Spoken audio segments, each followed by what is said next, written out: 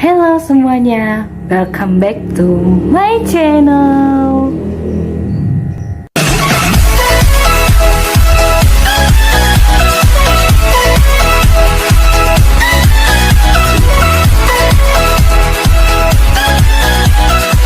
Hello guys, welcome back to my channel. Aku udah lama banget aku tidak bercerita seperti ini karena kalian selalu melihat aku di kayak daily vlog, routine vlog atau apapun. Oh ya, aku mau informasikan ke kalian kalau di samping kamarku, bukan sampingnya, di depan setelah ini kan aku lagi di rumah. Pokoknya di depan rumah itu langsung jalan besar. Ya walaupun nggak besar-besar kali sih, cuma jalan besar yang selalu orang lalu lalang, jadi aku nggak bisa untuk menghentikan mereka untuk lalu lalang. Apa hakku gitu. Jadi ya mohon dimaklumi dan mari kita buat itu menjadi background di video kali ini. Jadi ada alaminya ya kan, apalagi ada suara burung, ada suara binatang, jadi ya ini alami aja. Oke, jarang-jarang seperti ini dan jarang-jarang aku juga buat vlog seperti ini karena lagi libur guys. Oke, fokus. Halo, di video kali ini aku ingin membagi tips and trick aku untuk mencari kosan ala Tiasui. Oke, sebelum memulai video kali ini, jangan lupa di like, comment, share, dan subscribe, dan hidupkan lonceng notifikasinya dan share ke teman-teman kalian. Mana tahu bisa membantu, ya nggak sih? Ya dong.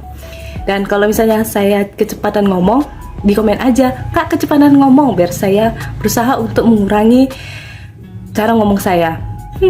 Maaf ya berkeringat karena ini agak panas. Ntar dibuka dulu jendelanya. Oke, saya mau menginformasikan ke kalian. Nanti mana tahu kalian bilang sosokan ini berbagi kos, kalian ini aja belum pernah merantau gitu. Jadi saya itu pernah merantau 2016 sampai 2021 itu 2020 sebelum COVID menyerang di Indonesia, aku pernah merantau di Bandung dan di situ aku lagi kuliah di salah satu universitas swasta yang ada di Bandung. Dan kebetulan sebenarnya 3 tahun itu aku itu sebenarnya asrama, tapi setelah 3 tahun aku jadi anak kos di situlah. Kenapa aku 3 tahun asrama itu panjang ceritanya, jadi ya itu skip aja, nanti tahu lain kali kita bisa ngomong-ngomong gitu kan. Jadi setahun itu aku tuh jadi anak kos. Sebenarnya sebelum COVID menyerang sih itu aku udah jadi anak kos gitu guys. Dan sekarang di tahun 2022 ini aku juga kembali lagi jadi anak kos, tapi aku tidak merantau ke Jawa, tapi aku merantau ke Medan. Dan puji Tuhan dapat kerja di sana, jadi aku merantau ke Medan dan aku juga ngekos di sana. Dan kalau dibilang apa nggak ada keluarga di Medan atau apa, sebenarnya ada keluarga di Medan, tapi jarak antara keluarga ke keluarga dengan kantor itu sangat jauh, itu kayak 30 menit. Jadi kayak PP itu kayak 1 jam, jadi aku kayak daripada jauh terus capek Pak tua untuk mengantar jemput aku, jadi aku akhirnya memutuskan untuk ngekos. Oke. Tips and trick aku dalam memilih kosan itu, baik aku yang ada di Bandung atau aku ada di Medan, pertama adalah letaknya strategis.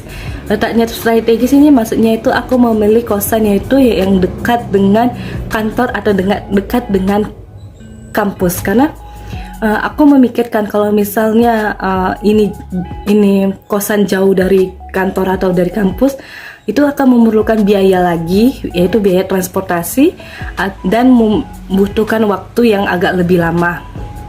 Terus aku juga sadar diri karena itu aku orangnya agak lelet dan agak lama bangun, pokoknya pergerakannya agak lama, jadi aku memutuskan untuk ngekos di daerah kantor atau di daerah kampus. Kalau sekarang ini karena daerah kantor aku antara daerah kantor dengan kawasan itu hanya cuma 4 menit, tapi daerah kampus aku dengan daerah kosan itu sebenarnya memakan waktu 10 menit sih, agak lama sih, karena nggak, sebenarnya gini, kalau di depan gerbangnya itu cepat, itu paling 5 atau 10 menit jalan kaki gitu. Nah Tapi kan karena kampusku agak luas dan agak masuk, jadi itu yang membuat agak lama untuk jalan gitu. Sebenarnya kalau untuk dekat dengan fakultasku itu dekat gitu untuk jalan kaki, tapi kalau kita ke GKU itunya yang agak lama karena kan agak lebih masuk lagi kan. Jadi aku memutuskan untuk jalan kaki karena sebenarnya pas waktu tahun-tahun terakhir aku mau lulus itu nggak mau lulus sih, maksudnya tahun terakhir sebelum aku COVID nggak bisa masuk lagi, pokoknya tahun terakhir sebelum COVID lah. Jadi aku tuh di kampus gitu udah nggak bisa, udah ada peraturan yang nggak boleh kayak motor itu nggak boleh di depan fakultas atau di depan GKU. Jadi dia itu berhenti di parkiran karena lagi ada pembangunan juga kan. Jadi daripada ribet atau apa, jadi ya membuat peraturan seperti itu. Jadi sebenarnya harus wajib jalan jadinya gitu untuk sehat kan. Jadi aku memutuskan untuk ya jalan kaki karena dekat juga sih sebenarnya. Kan kalau kan ada sebenarnya kan ada jalan potong juga untuk kampus, sebenarnya ada jalan potong, tapi kan aku jalannya agak lama, itu yang membuat agak lama. Tapi sebenarnya nggak lama kali ya, bisa sebenarnya 10 atau 15 menit untuk jalan gitu. Itu lama hampir 20, itu gara-gara ya aku kelelek jalan, terus ke GKU-nya itu naik lagi. Kalau nggak tahu GKU itu gedung kuliah umum ya, itu naik tangga, ada lift tapi itu agak rame ya, jadi aku memutuskan untuk naik tangga. Itu yang membuat lama sih. Kalau ke kampusnya, ke fakultasnya sebenarnya dekat karena fakultasku itu sebenarnya agak-agak dekat-dekat gerbang, walaupun nggak dekat kali, tapi kalau GKU-nya agak jauh gitu sih. Jadi aku memutuskan untuk strategis untuk jalan sih, karena untuk memilih tempat itu yang strategis, yang bisa cepat, yang nggak membuat macet, dan yang tidak harus mengeluarkan biaya untuk transportasi lagi. Ribet ya ngomongnya, aduh sorry. Oke, yang kedua adalah aku memilih kosan itu adalah kamar mandi dalam gitu. Aku bukan tipe orang yang aku suka sharing, tapi kalau misalnya aku milih kosan, aku pengen kamar mandi dalam karena biar privasi juga kan. Karena ribet tahu kayak harus jadwal siapa yang nyuci kamar mandi atau apa. Jadi aku pengen ya privasi juga. Jadi kapanpun aku mau kamar mandi ya terserahku. Jadi mau aku lama mau aku cepat di kamar mandi itu ya itu. Jadi aku memilih untuk ada kamar mandi dalamnya. Tapi kalau kalian mau memilih ada kamar mandi luarnya ya terserah kalian juga. Jadi itu terserah kalian. Kemudian aku memilih itu yang ketiga itu fasilitas yang sudah agak lengkap lah. Maksudnya lengkap di sini ada tempat tidur, ada meja, ada wifi, terus ada lemari. Jadi ya minimal ada itulah, minimal maksimal ada itulah. Pokoknya ada yang kayak meja, tempat tidur, lemari, wifi. Aku memilih seperti itu gitu. Nah, kalau untuk listriknya ya itu terserah kalian ya. Kembali lagi kalau aku sih kalau memilih kosan untuk listrik itu bisa token atau bisa nyatu dengan ibu kosan. Tapi ya puji Tuhannya aku dapat yang kosan itu baik di Medan atau di Bandung itu yang token gitu. Yang token, kecuali di Bandung itu ada dua kali gitu. Kalau yang aku waktu di Bandung itu aku dapat kosan yang dia ada setengah untuk di token, ada setengah disalurkan ke ibu kosnya. Tapi disalurkan ke ibu kosnya pun tidak memungut biaya lagi. Jadi udah sekali aja gitu, sekali bayar udah itu untuk setahun gitu. Kemudian deg-degan aku. Oh ya, aku juga kos setahun ya di sana ya, di Bandung ya. Kemudian aku memilih kosan itu berdasarkan tempatnya nyaman atau enggak, terus kayak di luar kosannya itu bersih atau enggak. Jadi kayak sebelum masuk ke kamar kita kan lewati lorong-lorong itu bersih atau enggak, nyaman atau enggak, terus kayak ada tempat gantungan bajunya kayak mana atau dapurnya kayak mana. Jadi ya aku memilih itu sih, walaupun aku orangnya nggak masak, tapi aku yang memilih itu kayak ini dapurnya nyaman gak ya untuk nyuci piring atau apa, terus kayak jemurannya kayak mana atau kayak mana gitu. Nah waktu aku di Bandung itu tempat jemuranku itu di depan kamarku, walaupun dia langsung kayak nggak ada atapnya, dia langsung, tapi aku kan bisa kalau misalnya pulang kos atau maksudnya pulang kampus atau pas mau pijat atau kayak mana atau masih di kamar, aku bisa ambil buka gitu guys. Nah kemudian ini terserah kalian ya. Kemudian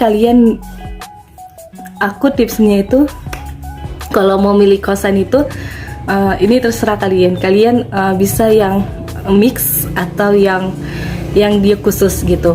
Kalau aku di Bandung itu aku disarankan mama itu untuk yang khusus untuk wanita gitu. Kalaupun ada yang laki-laki itu pun di depan, jangan kayak campur gitu kalau yang waktu di Bandung. Nah kalau yang di Medan aku sebenarnya kayak gini, kalau yang di Medan itu aku dapatnya kos yang campur gitu. Kenapa dapat kos campur? Karena awalnya kami kira itu kosanku itu ceweknya lebih banyak daripada cowoknya. Ternyata cowoknya lebih banyak daripada ceweknya. Tapi nggak apa-apa lah ya, karena dan kebetulan cowoknya itu rata-rata di depan. Aku memilih kamar agak di belakang, jadi ya aman. Terus aku memilih tempat kosan itu harus dekat dengan ibu penjaganya. Baik aku di Bandung ataupun di Medan itu aku selalu memilih dekat dengan ibu penjaga, biar kalau ada apa-apa lapor ibu penjaga atau apa kayak mana ke ibu penjaga gitu. Oke. Kalau untuk soal harga itu tergantung budget kalian ya. Jadi untuk kosan sesuaikan dengan harga budget kalian. Ini kenapa aku bikin agak-agak terakhir untuk budget, karena itu budget kalian itu beda-beda gitu. Kalian mau budgetnya yang untuk sekali setahun atau untuk per bulan gitu, itu tergantung kalian. Kalau aku di Bandung itu karena kosan di daerah dekat kampus gitu jarang ada yang sekali sebulan, dia sekali setahun, jadi aku memutuskan untuk yang sekali setahun. Tapi kalau yang di Medan aku memutuskan untuk yang sekali sebulan gitu, biar bisa mencoba kayak mana rasanya yang sekali sebulan dan sekali setahun. Itu tergantung kalian ya, tergantung kalian gitu. Kemudian aku juga melihat juga airnya, apa airnya bersih atau airnya kotor, atau ini lancar nggak airnya atau kayak mana gitu. Dan aku mencari juga tempat yang nyaman gitu kan, yang pokoknya yang aku nggak tahu ya kenapa aku selalu dapat kosan yang di dalam gang gitu. Walaupun di dalam gang tapi dia kayak sebenarnya agak sepi tapi dia aman gitu. Jadi aku puji Tuhannya dapat kosan selalu di kayak gitu, di dalam gang tapi aman lah gitu ya. Tipsku itu adalah kalau kalian mau ngekos atau mau pokoknya ngekos lah. Kalau ngontrak aku belum tahu ya, karena aku belum pernah mencoba ngontrak. Kalau untuk ngekos kalian sebaiknya harus dekat dengan bukan dekat sih, minimal ngomong itu dengan ibu penjaga, atau kalian juga harus tahu ibu kosnya itu apa, bagaimana gitu. Itu sih tips and trick di aku gitu sendiri. Kalau kalian nggak nyaman dengan kosan kalian ya terserah, ya saranku itu pindah sih gitu. Kalau nggak nyaman cari yang lain, tapi pindahlah dengan baik-baik, jangan pindah dengan satu gitu. Jadi pindahlah dengan baik-baik. Kalau kalian nggak nyaman, kalau kalian masih nyaman dengan kosan kalian ya tetaplah di situ. Kalau untuk soal harga sih ya, itu kan budget setiap orang itu beda-beda, dan setiap kota, setiap provinsi itu punya harga kosan yang berbeda-beda. Jadi ya itu terserah kalian gitu. Dan kalau aku sih mencari kos yang udah lengkap di dalamnya, bukan yang kosong. Karena ada anak kos yang mencari kosan yang kosong biar harga lebih murah kan, yang tinggal beli kayak misalnya kita beli lagi kayak meja, kita beli lagi kayak bed cover atau apa gitu. Kalau aku bukan tipe seperti itu, aku yang lengkap lah di dalamnya. Karena Kalau yang kita mencari yang kosong itu kita beli lagi, kayak sama aja nggak sih, kayak kita mengeluarkan uang terus kayak capek-capek diri. Terus kalau misalnya kita mau pindah atau kita udah selesai dari misalnya dia di kampus atau dari mana mau, atau kita dipindah tugaskan, kayak capek lagi nggak sih, kita harus kayak entah ngasih sama orang barang itu atau kita jual atau kayak mana gitu. Jadi ya lebih baik yang udah ada perabotan di dalamnya dan tinggal kita beli aja yang tinggal kayak galon atau apa gitu. Itu sih tipsnya. Dan kalau yang kalian, oh ya gini, kalau kalian di tempat daerah yang dingin itu terserah kalian, tinggal kalian mau pilih kosan yang ada AC atau enggak. Kalau yang di daerah panas kalian juga terserah sih mau milih yang daerah AC atau yang ada AC atau nggak ada AC gitu. Kalau yang nggak ada AC sih paling kalian tinggal membeli kipas aja sih, tinggal beli kipas dan ya harga sih sebenarnya lebih murah daripada yang ber-AC. Kalau yang ber-AC karena yang daerahnya panas ya tinggal kalian beli token aja sih, itu sih. Tapi saranku kalau yang tinggal di daerah panas dan budget kalian sanggup untuk ber-AC ya pakai AC aja sih, biar nggak beli kipas lagi. Tapi kalau nggak sesuai dengan budget kalian ya nggak apa-apa sih, beli kipas aja yang besar tapi yang bisa lah untuk tahan berapa tahun gitu. Oke. Ini sebenarnya aku terinspirasi karena aku lihat ada anak TikTok yang kayak membuat tips and trick cara memilih kosan. Jadi aku buat juga. Aku terinspirasi dari kamu tapi aku nggak tahu siapa namamu. Terima kasih sudah menginspirasi aku untuk membuat konten seperti ini. Oh my god gitu. Thank you. Oke. Sekian video dari saya. Jangan lupa di like, comment, share, dan subscribe, dan hidupkan lonceng notifikasinya. Jangan pernah malas ya, dan jangan pernah bosan untuk menonton video saya.